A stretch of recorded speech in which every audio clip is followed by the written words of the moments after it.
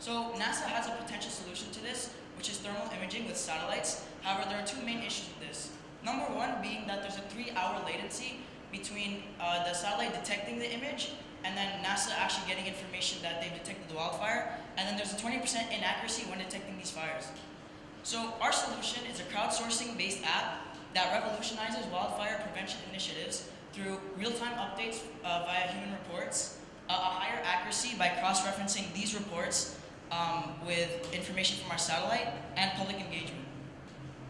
So we want to tailor this app to areas that are heavily affected by wildfires annually, such as British Columbia, as well as partnering with distribution channels such as government authorities and fire departments in order to relay information about fires to them when someone reports a fire.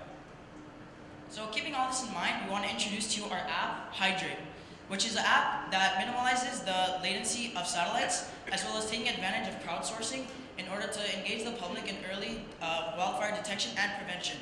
So imagine you're driving down the road when you spot a cloud of smoke coming from behind any building. Our app gives you the convenience of reporting this fire with an easy and quick ping, and then we get information of this ping, and then we cross-reference it with an API in order to validify its existence. And furthermore, So there are certain technologies that can be implemented in creating this app. However, the one we want to focus on is the NASA API that was given to us in the OpenNext App Store.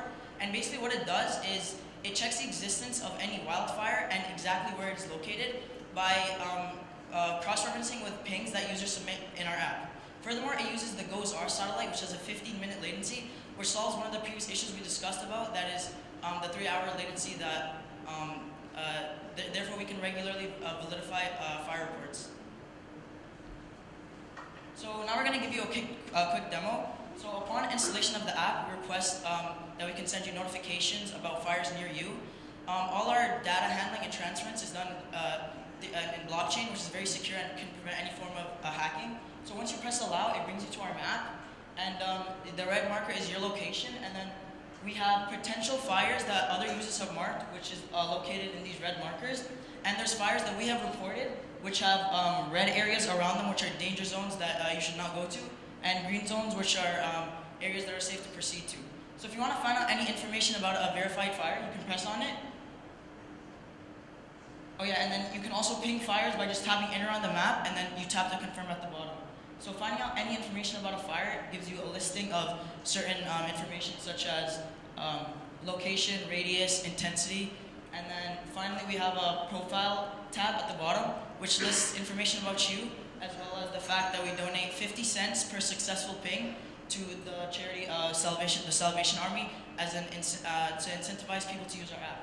And if we do spot a fire that is within a 1 kilometer radius of you, we send you an emergency alert that gives its exact location, as well as different steps that you can take to ensure your safety.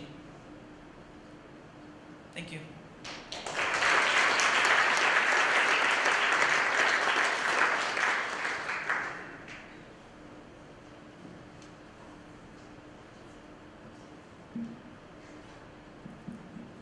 I want to ask a question, but I almost hesitate to ask it. But I'm just curious, how old are you guys? We're grade 11. Well, that is phenomenal by now. Really, really awesome. Thank you. That's it. Thank you.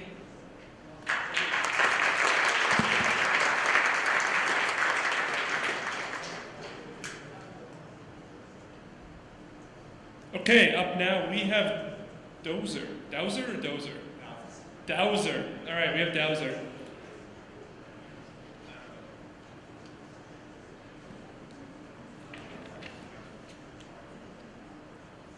Hi, finally the last team. Okay, so I'm Zuhair. I've worked on Dowser with Vincent and Tony. Tony is in the audience, Vincent's not here. So our challenge is the land where displaced people live. So who are these displaced people? They are people who left their homes because of either conflict or war or or drought.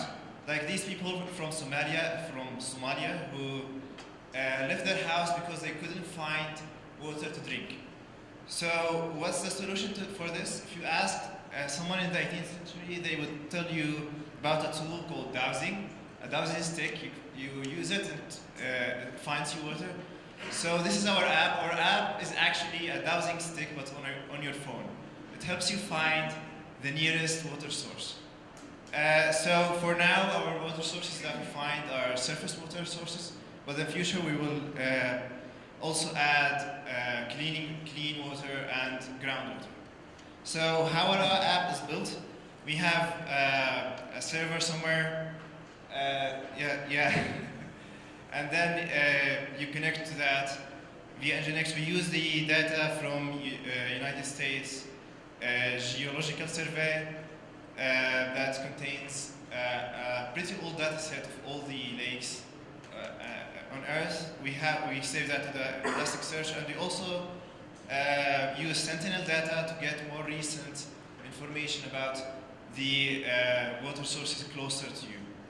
And then we return the result to the user. For now, we don't have an actual app yet, but we have the API ready. In the future, we will try to find water, groundwater, and water for agriculture. And we also, if there is no communication, we plan to use SMS messages to get the data. Thank you for listening. If you have any questions, I'm ready to hear.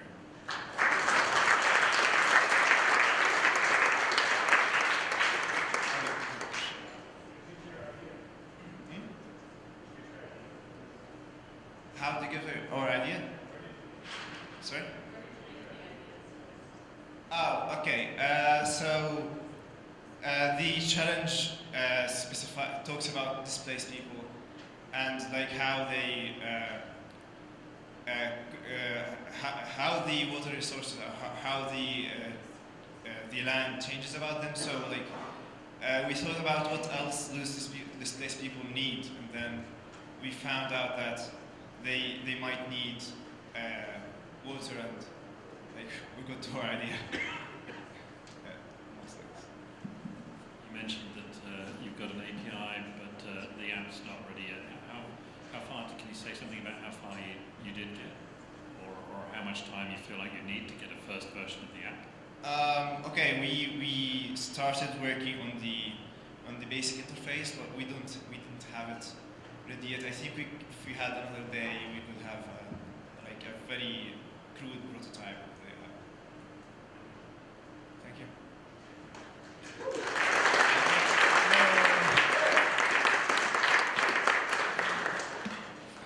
Awesome work.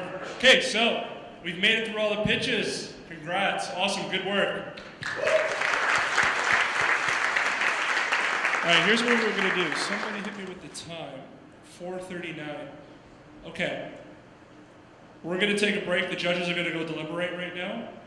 I would say let's aim to be here for 5 p.m. Is 20 minutes enough time? Okay, if it's not enough time, we'll let everybody know, but actually, you know what, let's say this, 5:10. We're going to get a half hour break, collect your stuff if you need to get ready to go. Feel free to have some drinks if there's any left, and then snacks. And 10 after 5 we'll be here to announce the winners. And yeah, see you then.